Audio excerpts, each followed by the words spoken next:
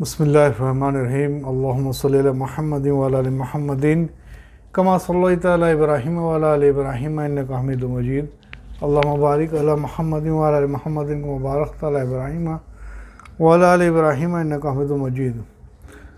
درس حیات الصحابہ میں آج انشاءاللہ سنیں گے ہم سلمان فارسی رضی اللہ عنہ کا جوہد کہ آپ نے اپنی زندگی میں کس طرح سے جد و جہد کیا دین کے خاطر۔ چلیے سنتے ہیں۔ حضرت عطیہ بن عامر رحمۃ اللہ علیہ کہتے ہیں کہ میں نے ایک مرتبہ حضرت سلمان فارسی رضی اللہ عنہ کو دیکھا کہ وہ کھانا کھا رہے تھے۔ ان سے اور کھانا کھانے کا اصرار کیا گیا تو انہوں نے میرے لیے یہ کافی ہے، یہی کافی ہے، میرے لیے یہی کافی ہے کہ میں نے حضور صلی اللہ علیہ وسلم کو یہ فرماتے ہوئے سنا ہے کہ دنیا میں زیادہ پیٹ بھر کر کھانے والے قیامت کے دن زیادہ بھوکے ہوں گے۔ اللہ ہم سب کو سمجھنے کی توفیق عطا فرمائے کہ میرے دوست و بزرگوں، صرف پیٹ بھرنے کے خاطر ہم کیا سے کیا نہیں کرتے ہیں۔ ہم اپنے آپ پر نظر ڈالیں اور دنیا پہ نظر ڈالنے سے بجائے کہ اپنے آپ پر جتنا نظر ڈالیں گے اتنی اللہ کی طرف سے توفیق ملیں گی۔ چلے سنتے ہیں۔ اے سلمان رضی اللہ عنہ، دنیا مومن کے لیے جیل خانہ ہے اور کافر کے لیے جنت، کیونکہ مومن اللہ تعالیٰ کے حکموں کا خود کو پابند کر کے چلتا ہے اور کافر اپنی مرضی پر چلتا ہے۔ حضرت حسن رحمۃ اللہ علیہ کہتے ہیں کہ حضرت سلمان رضی اللہ عنہ کو بیت المال سے 5000 وظیفہ ملتا تھا۔ وہ تقریباً 30,000 مسلمانوں کے امیر تھے۔ ان کا ایک چنگا تھا جس کے کچھ حصے کو نیچے بچھا کر باقی کو اوپر اوڑھ لیا کرتے تھے اور اسی چگے کو پہن کر لوگوں میں بیان کیا کرتے تھے۔ جب انہیں وظیفہ ملتا تو وہ اسے اسی وقت آگے خرچ کر دیا کرتے تھے۔ اس میں سے اپنے پاس کچھ نہیں رکھتے تھے اور اپنے ہاتھ سے کھجور کے پتوں کی ٹوکریاں بناتے تھے اور اس کی کمائی سے گزارا کرتے تھے۔ حضرت اعمش رحمۃ اللہ علیہ کہتے ہیں کہ میں نے لوگوں کو یہ قصہ بیان کرتے ہوئے سنا کہ حضرت حذیفہ رضی اللہ عنہ نے حضرت سلمان رضی اللہ عنہ کو یہ فرمایا، اے ابو عبداللہ، یہ حضرت سلمان رضی اللہ عنہ کی کنیت ہے، کیا میں تمہارے لیے ایک کمرہ نہ بنا دوں؟ حضرت سلمان رضی اللہ عنہ کو یہ بات بری لگی تو حضرت حذیفہ رضی اللہ عنہ نے کہا کہ ذرا ٹھہرو تو صحیح، سن تو لو، میں تمہارے لیے کیسا کمرہ بنانا چاہتا ہوں۔ میں تمہارے لیے ایسا کمرہ بنانا چاہتا ہوں کہ جب تم اس میں لیٹو تو تمہارا سر ایک دیوار کو لگے اور پاؤں دوسرے دیوار کو، اور جب تم کھڑے ہو تو تمہارے سر چھت کو لگے۔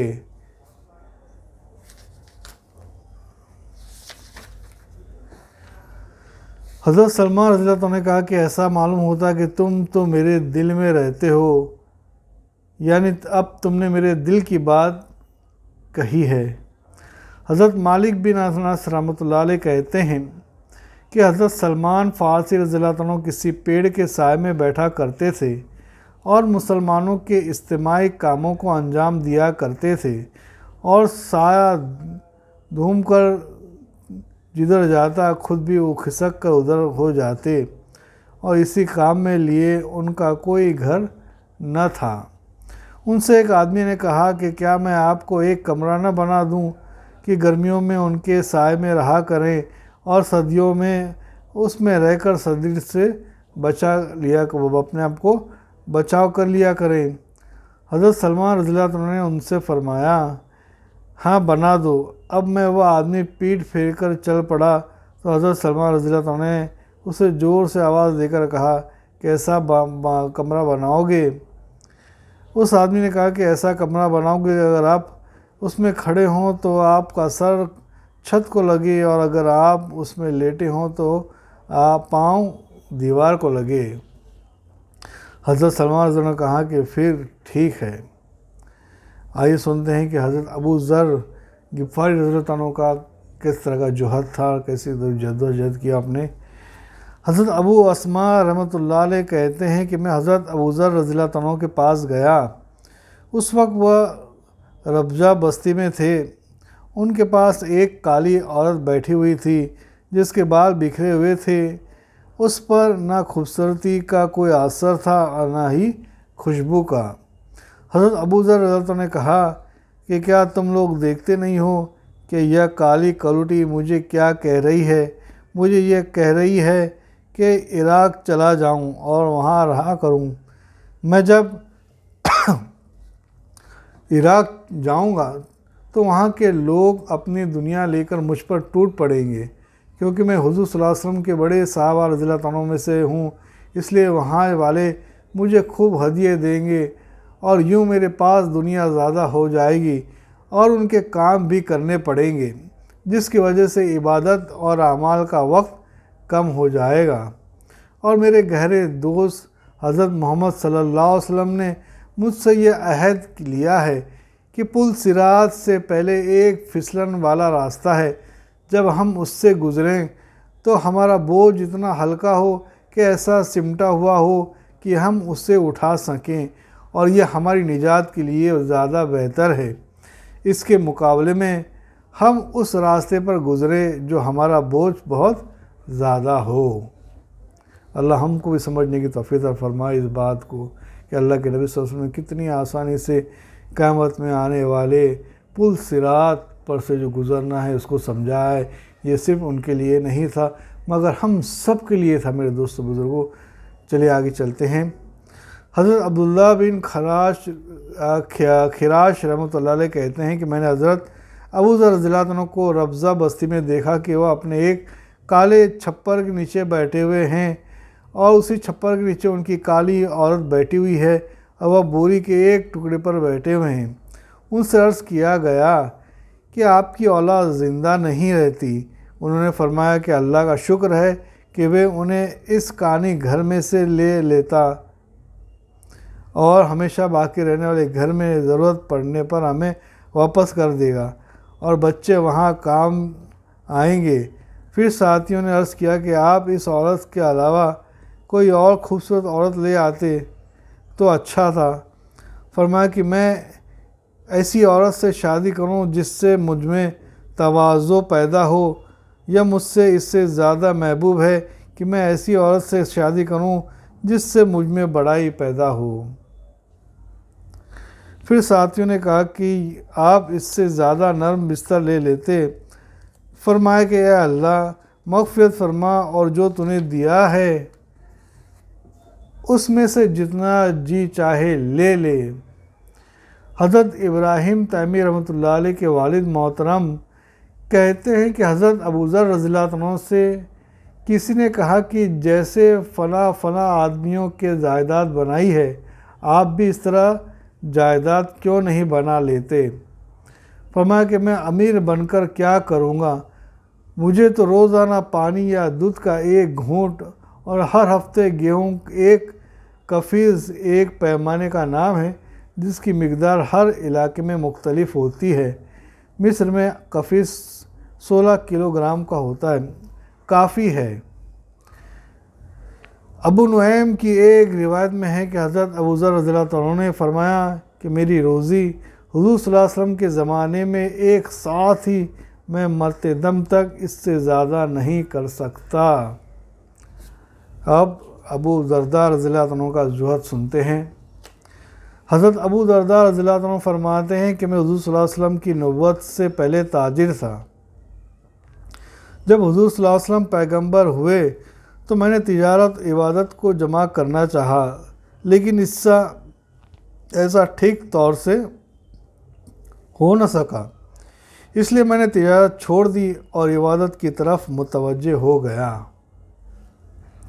حضرت ابو درداء رضی اللہ عنہ سے پچھلی حدیث جیسی حدیث روایت کی گئی ہے، اس میں اتنا اور بھی ہے کہ انہوں نے یہ بھی فرمایا کہ اس ذات کی قسم جس کے قبضے میں میری جان ہے، آج مجھے یہ بات بھی پسند نہیں ہے کہ مسجد کے دروازے پر ایک دکان ہو اور مسجد کے نماز با جماعت مجھ سے ایک بھی نہ چھوٹے، اور مجھے اس دکان سے روزانہ 40 دینار نفع ہو جو سب کو اللہ کے راستے میں صدقہ کر دوں۔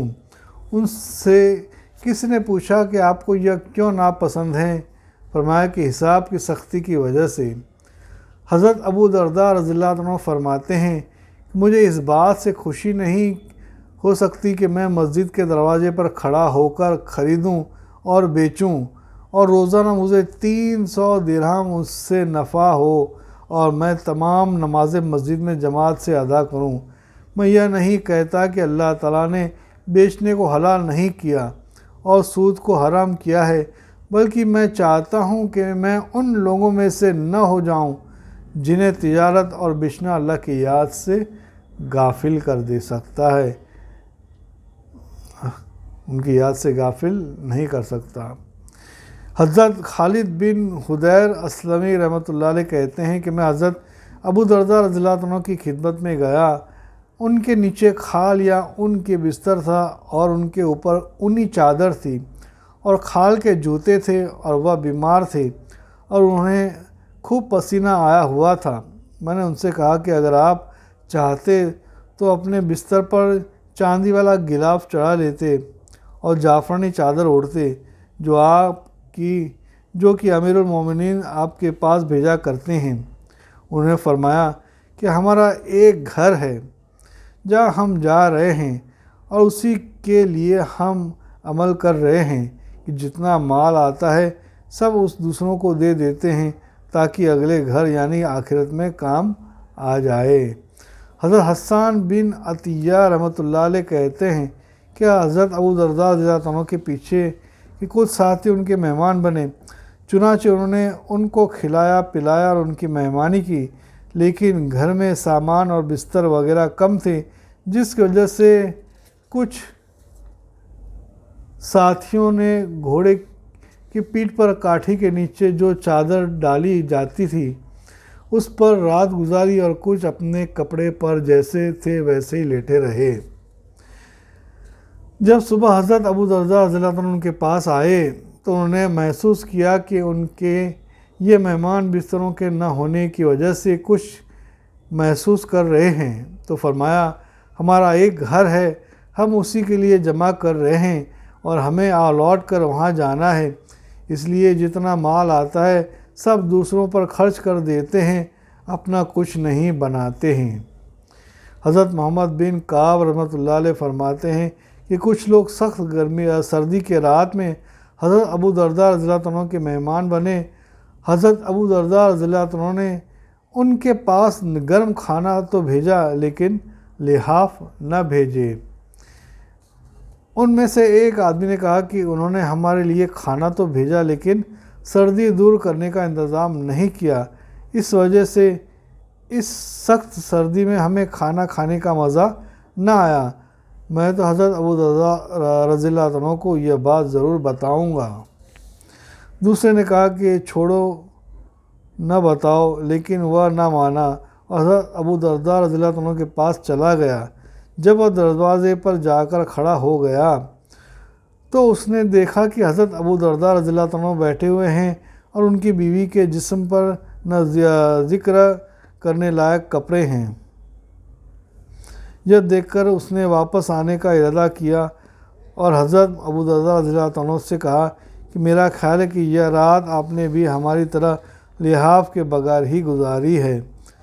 حضرت ابو درداء رضی اللہ عنہ نے فرمایا کہ ہمارا ایک گھر ہے، ہم سب کو جانا ہے، ہم نے اپنے سارے بستر اور لحاف وہاں پہلے سے بھیج دیے ہیں، اگر ان میں سے کوئی چیز تمہیں یہاں ملتی تو ہم اسے تمہارے پاس ضرور بھیج دیتے۔